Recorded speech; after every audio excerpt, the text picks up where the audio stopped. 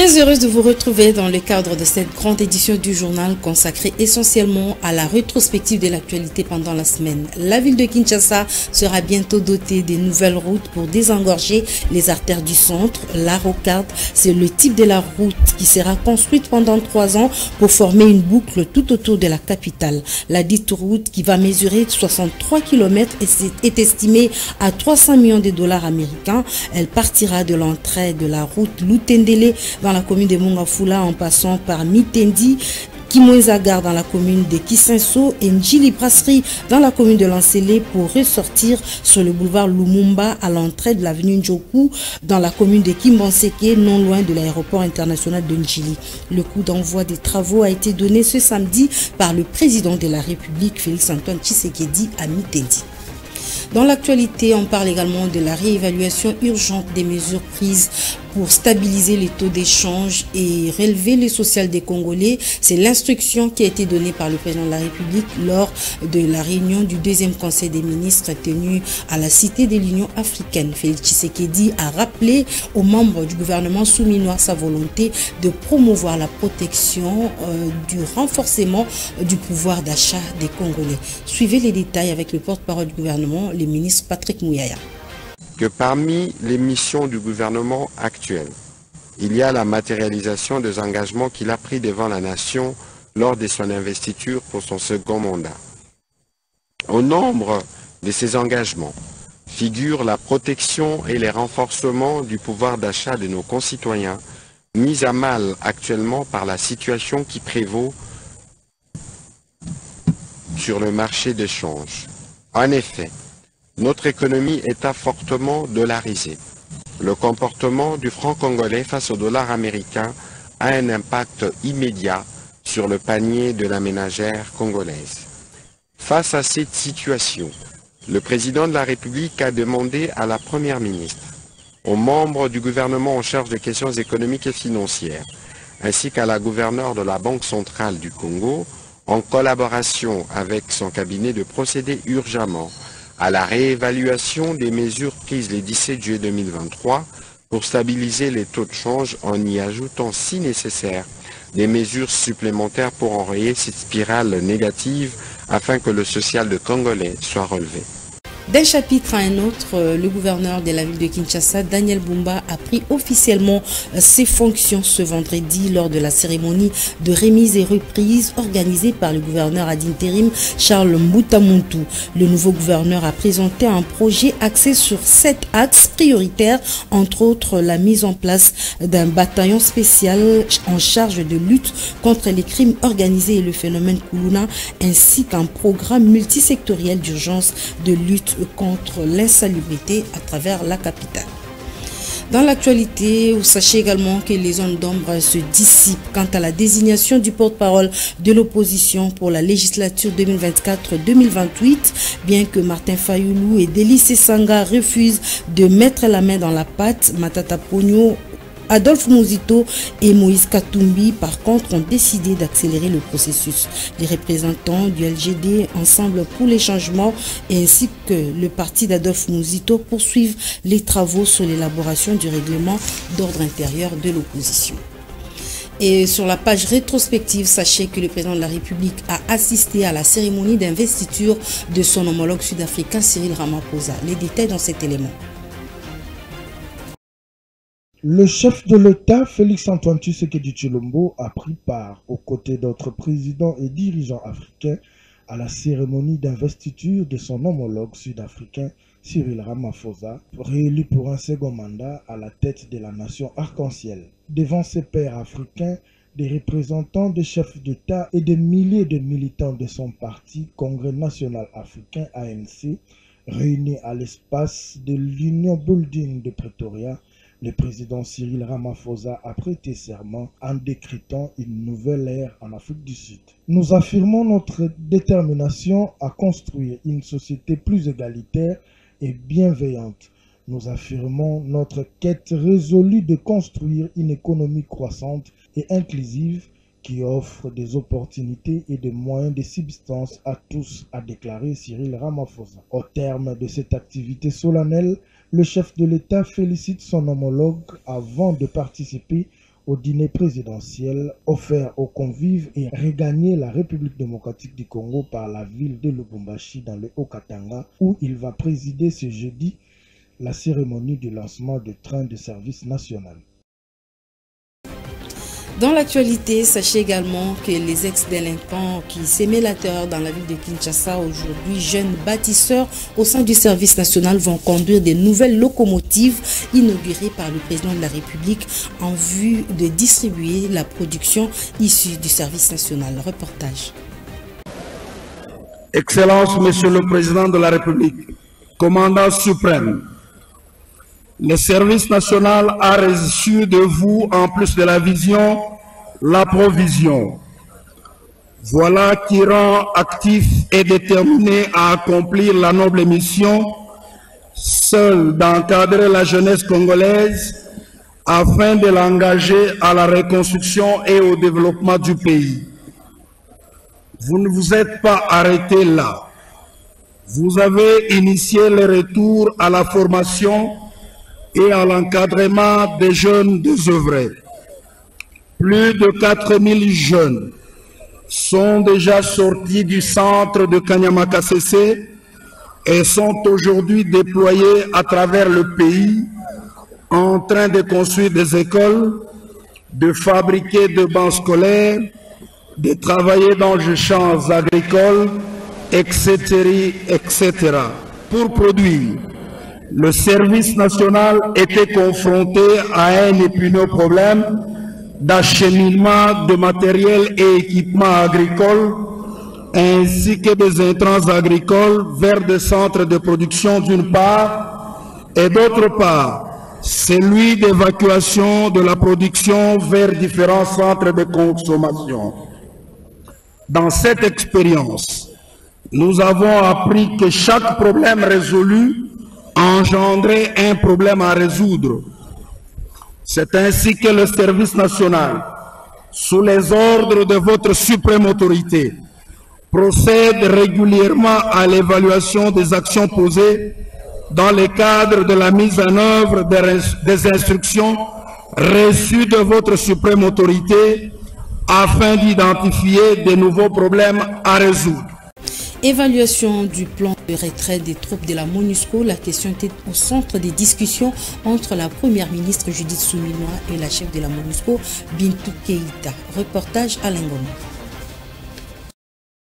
La chef du gouvernement, Judith Suminwa, accompagnée de quelques membres de son équipe, a accordé une audience jeudi 20 juin à la délégation des Nations Unies, conduite par Bintou Keïta, chef de la mission des Nations Unies pour la stabilité au Congo, MONUSCO en sigle. Ensemble, les deux parties ont évalué le plan de désengagement de cette force onusienne arrivée en République démocratique du Congo depuis plus de 20 ans. D'après une dépêche de la cellule de communication de la primature, lors de ces échanges, tous les aspects ont été pris en compte pour la prochaine grande étape du désengagement de la MONUSCO.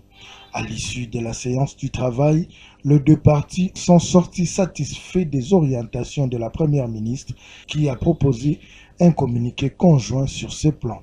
Parmi les membres du gouvernement ayant pris part à cette réunion, il y a notamment eu le ministre de la Défense, des Affaires étrangères, du Plan et de l'Intérieur. Elle ne fait plus partie du gouvernement souminois. Madame Stéphanie Mbombo Mwamba a déposé sa démission pour des raisons de convenance personnelle. Pour plus de précisions, suivez cet élément de Alain Goma et Torres Atibou. Le ministre délégué près le ministre de l'Environnement et du Développement durable en charge de l'économie climatique, Stéphanie Mbombo Mwamba, a déposé sa lettre de démission du gouvernement auprès de la première ministre Judith Suminwa Tuluka. Selon un communiqué de la primature rendu public tard dans la soirée de mardi 18 juin 2024, cette démission est justifiée pour des convenances personnelles. La concernée, dépourvue de qualité, ne peut plus engager le gouvernement de la République à dater de ces jours, écrit le cabinet de la première ministre. Stéphanie Mbombo, avant son entrée au gouvernement souminois, le premier du second quinquennat de Félix-Antoine Tshisekedi Tshilombo, a œuvré comme membre au service personnel du chef de l'État en tant qu'envoyé spécial du président de la République pour la nouvelle économie du climat. Cette démission intervient quelques jours après l'investiture du gouvernement souminois par l'Assemblée nationale. Avec la démission de Stéphanie Mbombo, le gouvernement souminois compte désormais 53 membres au lieu de 54 comme avant. Comment matérialiser la sécurité et le développement local à travers la RDC? La question a fait l'objet des échanges entre le ministre de l'Intérieur, décentralisation et affaires coutumières Jacquemain Chabani et les gouverneurs ainsi que les vice-gouverneurs nouvellement élus. Les détails dans cet élément de Alain Goma.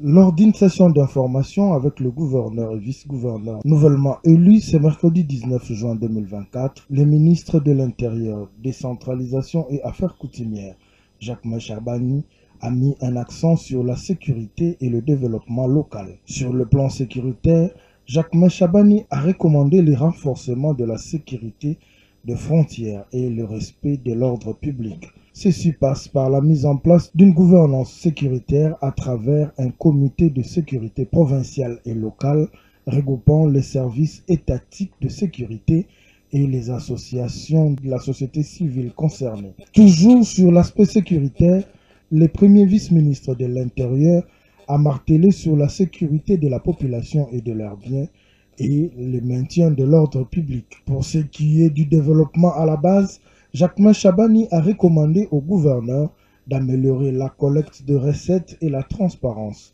Ils doivent, entre autres, fouiner partout pour mettre en branle tous les actes générateurs de recettes tels que prévus par la loi et le texte réglementaire. Les gouverneurs doivent également veiller à la rétrocession en faveur des entités territoriales décentralisées qui étaient jusqu'alors de parents pauvres. Le respect du nombre de ministres, pas plus de 10 lors de la composition des gouvernements provinciaux, le renforcement de la coopération interprovinciale et la relance de l'association des provinces comme cadre d'échange pour les provinces sont parmi autant de recommandations faites par le ministre de l'Intérieur.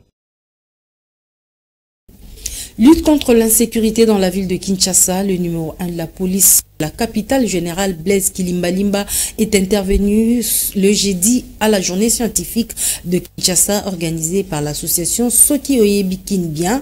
C'était à l'université protestante du Congo. Fifi Kalumbwe et Enoch Mafuka. Devant l'assistance composée de toutes les couches de la société, à l'occurrence des étudiants élus et de membres, le commissaire divisionnaire adjoint de la police, le général Blaise Kilimbalimba, a explicité noir sur blanc les causes de la recrudescence du banditisme urbain communément appelé Kuluna dans la ville-province de Kinshasa, qui, en dépit de tout, demeure le leitmotiv de la police pour assurer la quiétude aux paisibles citoyens. Déficit social économique ezali à la base ya makamwana ba famille ebele ezali sans logis eza koyeba te ndenge nini bakozwa molia alors ba kamati violence comme mode ya komi pesa biloko ya kolia ezangi ndenge objectif bazaki nango ke ezali prestige babundaka balakisa nani aza makasi eza iso bongo te et comme plus social tolakisi comment ba facteur wana eza na impact mingi.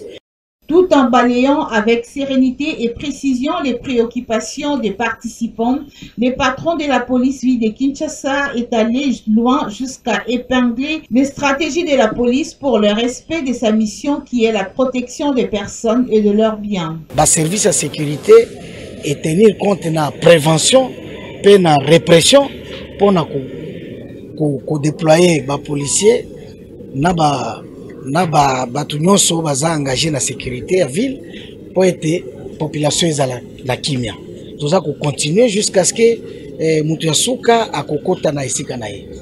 Cette journée scientifique de Kinshasa, ouverte le mercredi 19 juin, fermera ses portes le vendredi 21 après intervention des autres responsables de différents domaines, car ces journées organisées par l'association Oyebi Kinbien visent la sécurité et la paix de la société kinoise. Lutte contre le banditisme urbain dans la commune d'Engaba, le major de la commune d'Engaba a mis la main sur 8 ans civiques qui ôtent la quiétude aux paisibles citoyens dans cette municipalité. Ces derniers ont été présentés à la presse. Reportage Samuel Ilunga et Fifi Kalumbwe. Ils ont été appréhendés comme des petits poissons dans les filets du pêcheur alors qu'ils se croyaient être au-dessus de la loi à travers leurs actions sur terrain qui ôtent la quiétude aux paisibles citoyens. Le major Sama Konga de la commune d'Ingaba, qui ne jure que sur le voisin moyen afin de décourager ces inciviques à leur pratique, promet de s'imprégner personnellement pour les démantèlements des bandits afin de répondre aux exigences du numéro 1 de la police ville de Kinshasa, le général Blaise Kilimbalimba. Comme peu force na biso eza makasi yango boni to maîtriser bango puisque ces derniers temps bazo évoluer par écurie tozo démanteler ba écurie na bango nyonso. Plus ils opèrent, plus la police multiplie des stratégies pour taire définitivement ces fléaux, d'où l'occupation de ces inciviques au service national afin de les rendre utiles dans la société, a dit Jean-Marie Mboma, le grand notable de la ville-province de Kinshasa. Tusengi na baboti na bango balelate bana bazokende pona ko servir mboka parce que ndenge bazali awa mutu akoboma bango azate kokangaka bango chaque fois après ko libérer bango solution ezozwa mate. Alors autant mieux bakende kozwa ba formation gratuite na kanyamaka CC pour que lobby bazala utile na société. Et pour taire définitivement cette pratique qui prend de l'ampleur au jour le jour dans la capitale congolaise, le grand notable de la ville de Kinshasa, Jean-Marie Mboma, propose ceci au nouveau vice-premier ministre, ministre de l'Intérieur, Jacquemain Chabani. Et loko tozo senga na yo VPM, outiller la police. La police bazana ba moyen te. Soki lelo na chaque commissariat, chaque sous-siat, bazui ne fiske ata 4 jeep na ba moto na logistique ba osa musala kitoko. Zala toujours moto yo ayo kakamato yimi balé. Zala toujours homme de terrain. Kokota makambo ba libanais te. Kokota pe makambo ba kare minier te. Soko zana besoin ya mbongo, senga mokonza mboka ba opesa yo même dotation présidentielle. Sinon te musala ya kobeba. Musala ezo beba pourquoi? Parce que ba libanais balinga utika ba convivialité. Ndenge ba nommé yo boy, ba koyela yo mbongo pona corruption. To boyi biloko wana to lingi to kuta yo na makambo wana TVPM. Senga mokonza mboka akopesa yo dotation présidentielle pour sala musala na yo. Ce qui est sûr, les arrestations et déferments au service national avec le nombre augmenté des éléments de la police dans tous les points chauds, comme l'a annoncé le général Blaise Kilimbalimba, ne s'arrêteront pas aussi longtemps que ces inciviques continueront à opérer. Garde donc aux récalcitrants. Les infractions qui portent atteinte à la tranquillité publique et aux bonnes mœurs seront désormais réprimées en République démocratique du Congo. L'annonce a été faite par le procureur général près la Cour de cassation qui a reçu l'instruction du nouveau ministre de la Justice. Les détails avec Alain Goma. Le procureur général près la Cour de cassation, Firmin Vondé, instruit tous les procureurs généraux près les différentes cours d'appel du pays de réprimer les faits infractionnels qui portent atteinte à la tranquillité publique, aux bonnes mœurs et de faire triompher la loi pour la sérénité dont le pays a besoin. Cette instruction est donnée en exécution des injonctions du ministre de la Justice, Constant Mutamba, du 15 juin. Constant Mutamba a enjoint à Firmin Vondé d'engager des poursuites contre les auteurs des actes de déviation à caractère sexuel, homosexuel et de nuisances sonores.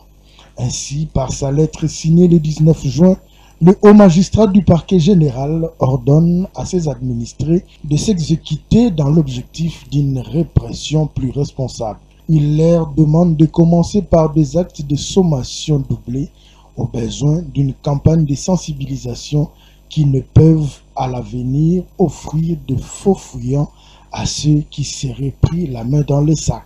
Il les invite à agir avec sagesse et de lui faire rapport de l'exécution de cette instruction. Dans le même registre, sachez que la confession religieuse des églises autochtones traditionnelles Bangouza PVA Longo sensibilise les représentants légaux de ces églises au sujet de la nuisance sonore. À cet effet, un communiqué a été lancé par le chef suprême de la Crétébem, l'ambassadeur Mangele Silubasa. Prenez connaissance de ce communiqué lu par Fifi Kalumbwe.